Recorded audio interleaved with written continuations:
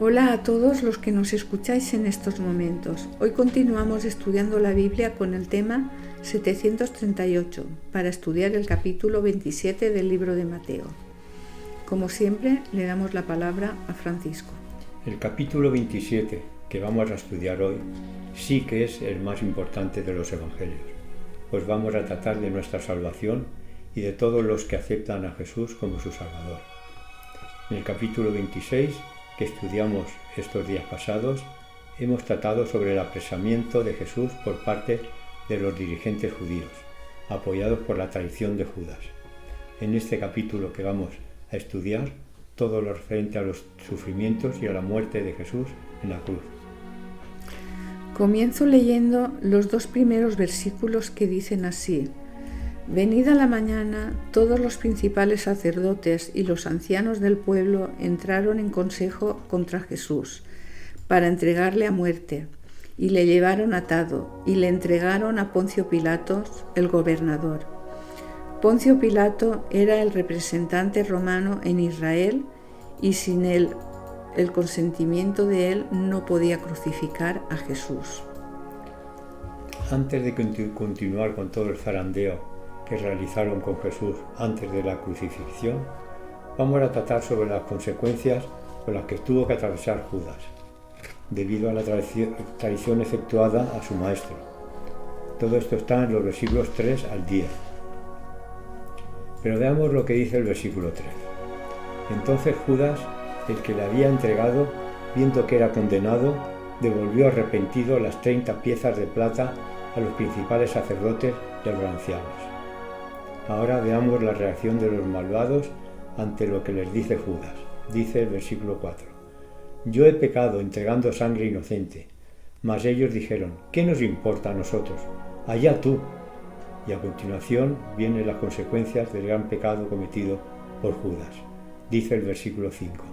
Y arrojando las piezas de plata en el templo, salió, se fue y se ahorcó. Judas había confiado plenamente en que Jesús se libraría de sus perseguidores, pero al darse cuenta de que Jesús no lo hizo, se sintió movido por los remordimientos, pero desconfió de la misericordia de Dios, el cual puede perdonar al pecador arrepentido. Realmente no llegó a conocer profundamente a Jesús.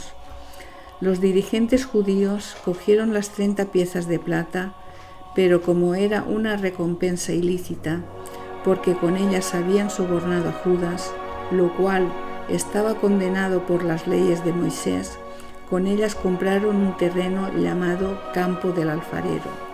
Continuando con el tratamiento antinatural al que fue tratado Jesús, ahora lo tenemos en presencia de Pilatos. Este le preguntó a Jesús, ¿eres tú el rey de los judíos?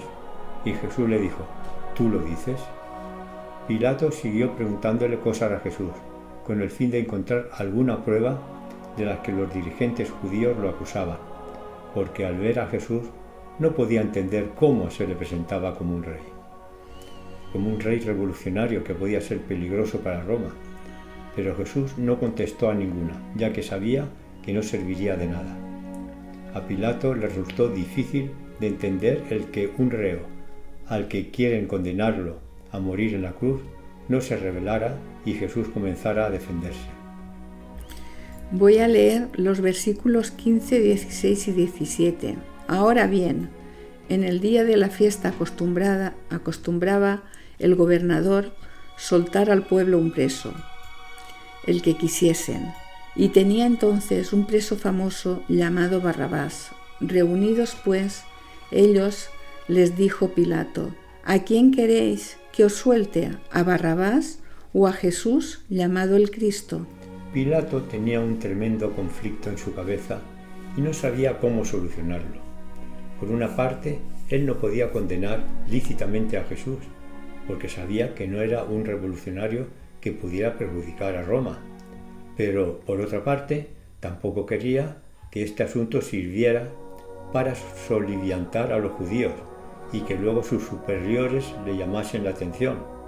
Entonces, como Barrabás parece que era un peligro, sobre todo para el pueblo, le propuso soltar a Jesús en vez de a Barrabás. Pero era tanto el odio que le tenían a Jesús que rehusaron que soltaran a Jesús. Es posible que estos últimos momentos de Jesús descritos por Mateo difieran algo, no en el resultado final, pero sí en la forma en que cada evangelista describió estos pasajes.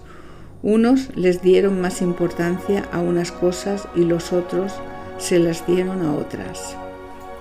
Pilato no tenía su conciencia muy tranquila, que digamos, pero esta intranquilidad se le agravó, como podemos ver en el versículo 19 que voy a leer. Dice: y estando él sentado en el tribunal, su mujer le mandó decir: no tengas nada que ver con este justo, porque hoy he padecido mucho en sueños por causa de él.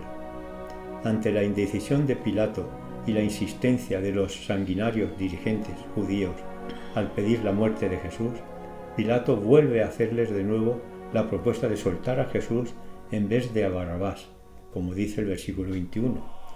Pero los judíos estaban enloquecidos y no querían ni razonar la propuesta de Pilato. Por este motivo, Pilato, no queriendo compromisos, nos dice el versículo 24 que se lavó las manos en señal de que no sería culpable de la muerte de un inocente. Pero en el versículo 25 podemos ver hasta dónde llegaba el odio de estos malvados hacia Jesús. Dice así: y respondiendo todo el pueblo dijo: su sangre sea sobre nosotros y sobre nuestros hijos.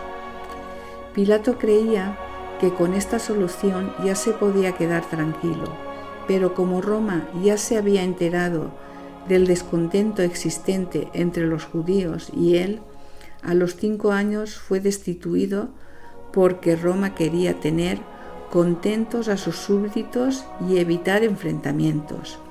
Dice el historiador Josefo que poco después de ser destituido se suicidó. Bien, como ya no nos queda poco tiempo, dejamos para mañana el estudio referente a la crucifixión de Jesús. Pues mañana continuamos estudiando la Biblia con el tema 739. Bendiciones y hasta mañana.